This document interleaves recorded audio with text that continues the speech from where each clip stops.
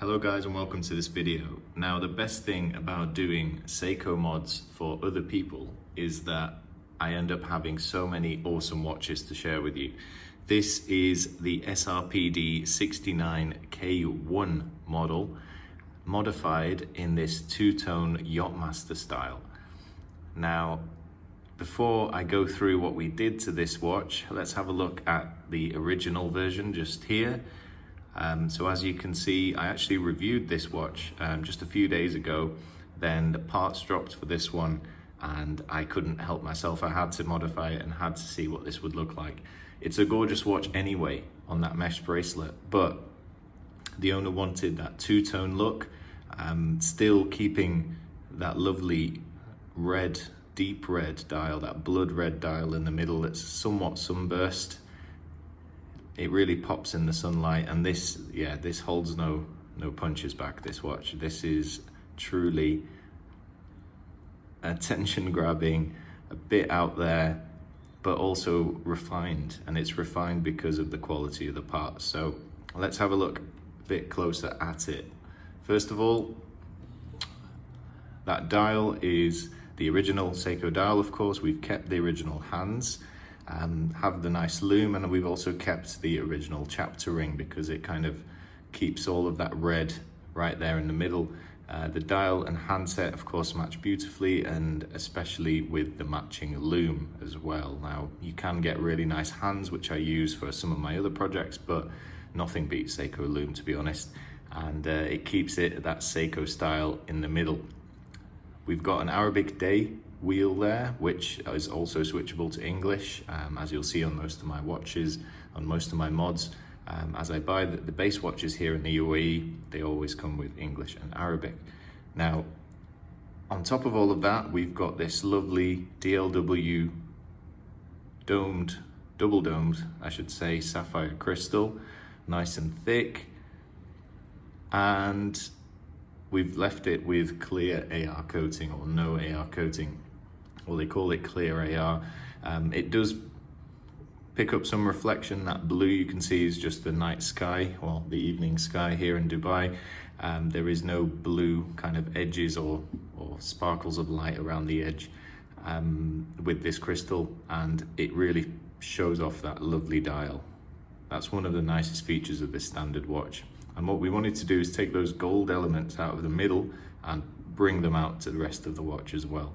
So we've got a Yacht-Master ceramic bezel insert in gold. This is the first time I'm seeing this part, and it really works. It almost has an appearance of a fluted bezel.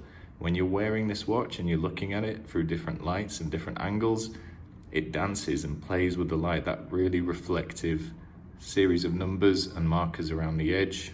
Really almost remind me of a fluted bezel. The bezel itself is a coin edge, so we've gone for not a sub style, a simpler, somewhat thinner, somewhat plainer coin edge style bezel here, and a signed S crown. Okay, we needed to get a gold crown to, of course, complete the two-tone look, and DLW fortunately supply all sorts of crowns for the Seiko 5 Sport range as well as SKX. This bracelet, this is a watch and style Jubilee bracelet. I'll show it to you off the watch, with the watch off the stand in a minute. But of course we needed to have a two-tone bracelet to really complete that two-tone look, and this is brilliant. It's just a collection of perhaps not everyone's cup of tea, two-tone watches, but this one doesn't look cheap. It looks regal. I might have to call it the Regal Yacht-Master or something like that. Yacht-Master Regal maybe, because yeah, this just oozes old school class in my opinion. Now, of course, welcome to disagree. Let me know what you think of it in the comments as always. Let me know what watches I should do next as well. I mean, I have loads coming soon, so please subscribe, and I'm sure you won't be disappointed if you like what you see. Also, follow me on Instagram. You can request a mod there as well, and of course I do ship worldwide. Now let's have a look off the stand. So lovely drape with the bracelet. I've sized it down a little bit just so to make sure it's secure on the stand. I'm not sure it'll fit my wrist, but I will give you a little wrist preview in a minute. They are, let me show you properly. The bracelet is just the same as the other Jubilee styles that I often use from Watch and Style and Namoki. So they're a bit cheaper than the strap code counterparts, but they fit just as well, and they actually fit quite well with the standard Seiko 5 Sport spring bars, which are a bit different to the SKX. They're a bit thinner. So 4R36 movement inside, of course. No major changes to the movement or anything, or even the dial and handset, but a lovely watch and a pleasant upgrade. Certainly unique, and probably the only one like this. I've not actually seen someone else do this. The Jimmy Problems on Instagram, who's watched this now, is actually had to Photoshop this as an idea just to see whether he thought it would work, and I'm really happy he did, and I'm really happy he reached out to me so I got to play with it for a bit as well. Awesome. Right, I'll give you a wrist shot and we'll do a quick loom shot and we'll close it out. So here's the watch on my 7 3/4 inch wrist. I've also charged up the loom. Now on the camera it seems to appear quite blue or purpley. In reality it is the same green Seiko loom. I think the colors and the evening light in here are playing tricks on my camera, but super strong, and of course those hands match perfectly with the dial markers. Usually it's pretty close with modded hands, but keeping the originals if you like them, and in this case I think it really works, is often the best option as well if you really want that strong loom. Not an overly thick watch, but definitely not a dress watch either. It is in somewhat a dress watch style actually, but it's got a lot of presence, and it suits my wrist quite nicely actually. Like I said, quite large wrists here.